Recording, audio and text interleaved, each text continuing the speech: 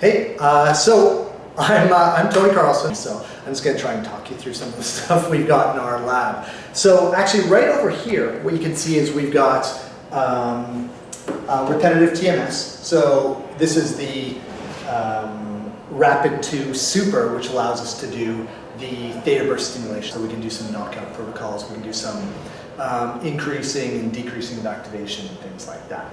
And over here, we've got basically a TMS chair that allows us to position the subject and put the TMS over top of the cortex that we want. We also use that with our neuronavigation, so we can actually position the TMS exactly where we want to. So we'll cut and we'll go into the next room right behind me.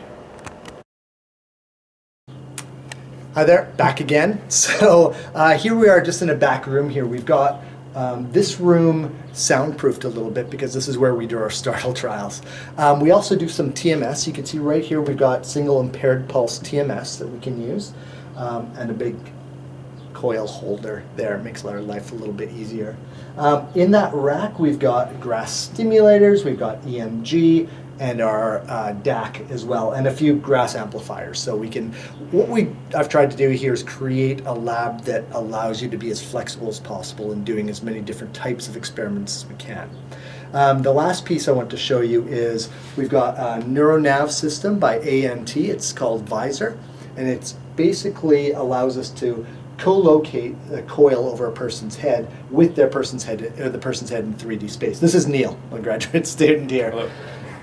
So the last thing I want to do is show you a startle experiment. So what we're going to do is have Neil, he's performing a simple reaction time task, just doing a wrist extension.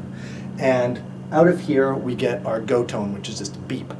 The second trial, which Neil knows is coming, but that's okay, he still gets startled, it's fine, will be a startle trial. We use a 25 millisecond white noise pulse, and it comes out of this speaker at an intensity of 120 dBs. And what we'll see is his, hopefully, reaction time gets really fast, but you also see this big burst of activity in his SCM muscle. Okay, so I'm going to let these two trials run.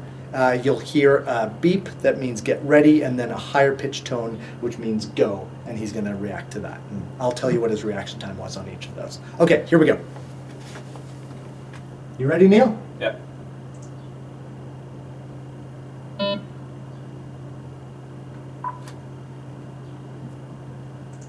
Okay, reaction time was 146 milliseconds. Not too bad, Neil. Okay, ready?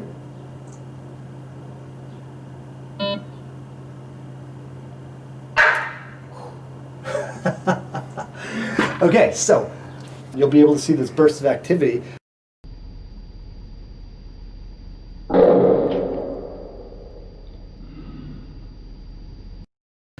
His reaction time, actually if we want to zoom in on the screen, can we see that down here?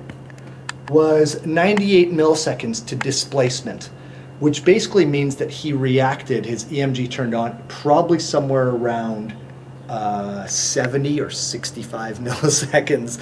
So it means he was actually sped up quite substantially. We just haven't put the EMG on for this demo, so that's it. So hopefully that gives you an idea of some of the things we've got down here in this lab.